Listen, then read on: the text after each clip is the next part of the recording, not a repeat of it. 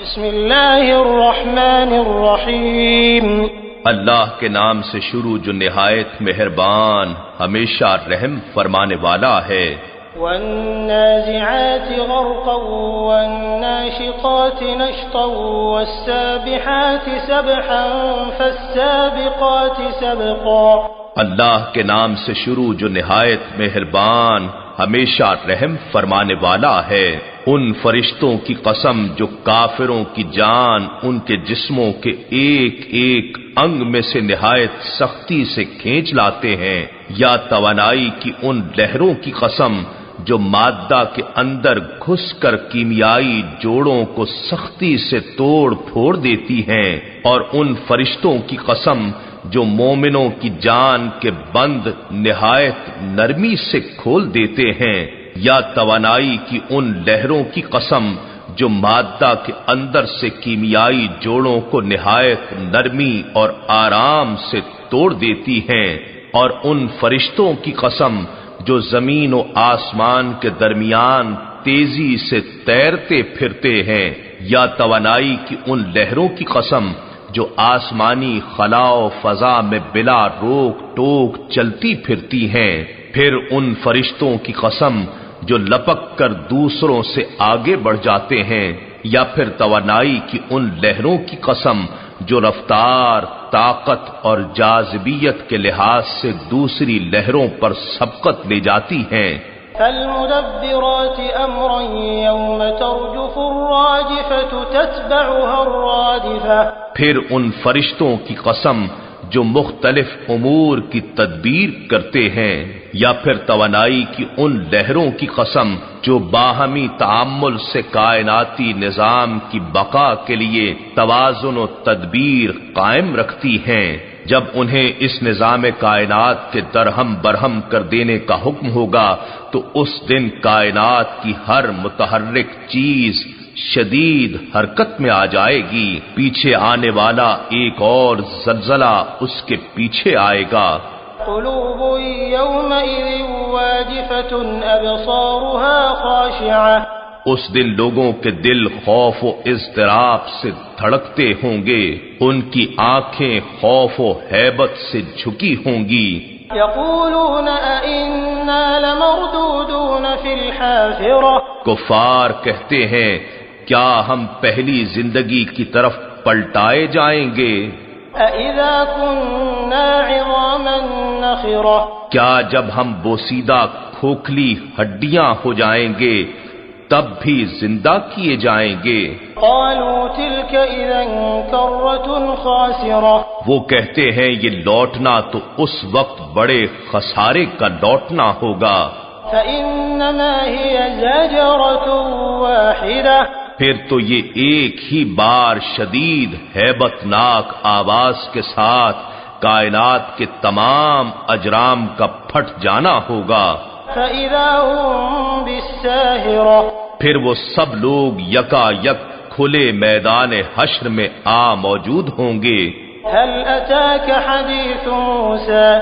کیا آپ کے پاس موسیٰ علیہ السلام کی خبر پہنچی ہے؟ اذ ناداه ربه بالواد المقدس طوى۔ جب ان کے رب نے طوا کی مقدس وادی میں انہیں پکارا تھا۔ اذهب الى فرعون انه طغى۔ اور حکم دیا تھا کہ فرعون کے پاس جاؤ، وہ سرکش ہو گیا ہے۔ فقل هل لك الى ان تزكى واهديك الى ربك فتخشى۔ پھر اس سے کہو کیا تیری خواہش ہے کہ تو پاک ہو جائے، اور کیا تو چاہتا ہے کہ میں تیرے رب کی طرف تیری رہنمائی کروں تاکہ تو اس سے ڈرنے لگے۔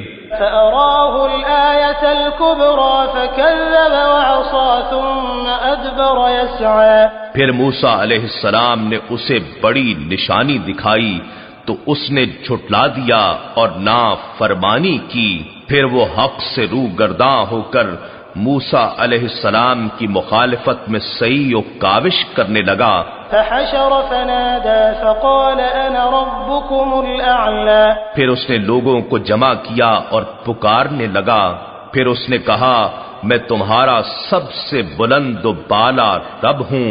فأخذه الله نكال الآخرة والأولى، تو اللہ نے اسے آخرت اور دنیا کی دوہری سزا میں پکڑ لیا۔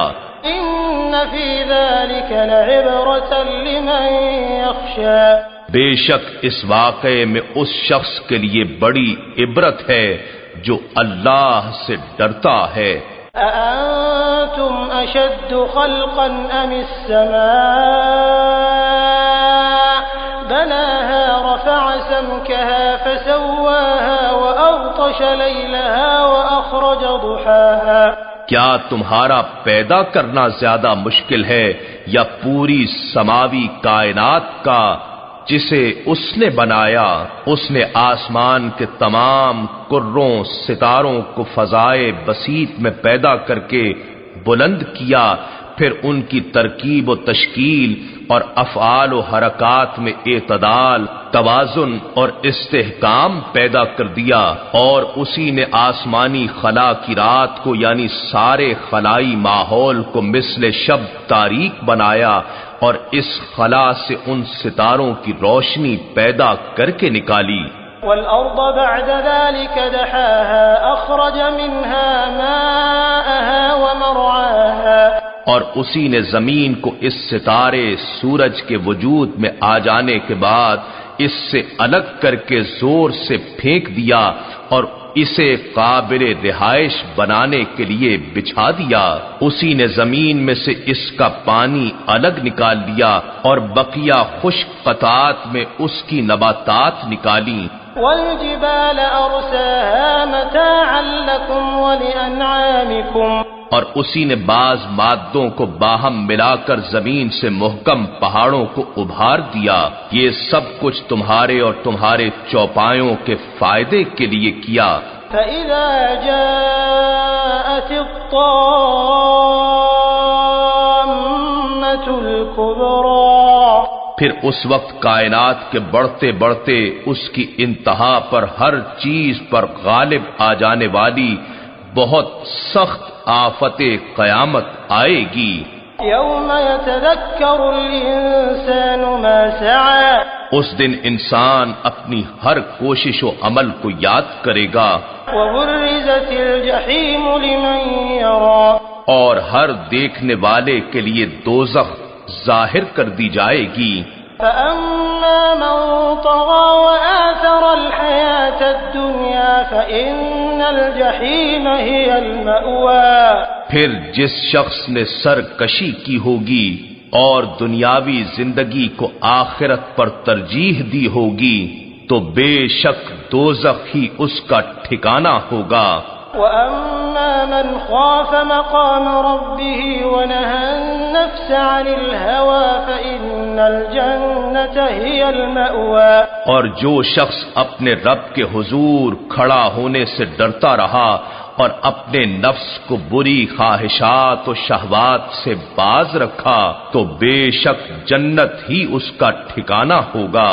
يسألونك عن الساعة أيان مرساها، کفار آپ سے قیامت کے بارے میں پوچھتے ہیں کہ اس کا وقوع کب ہوگا، فيم أنت من ذكراها، تو آپ کو اس کے وقت کے ذکر سے کیا غرض؟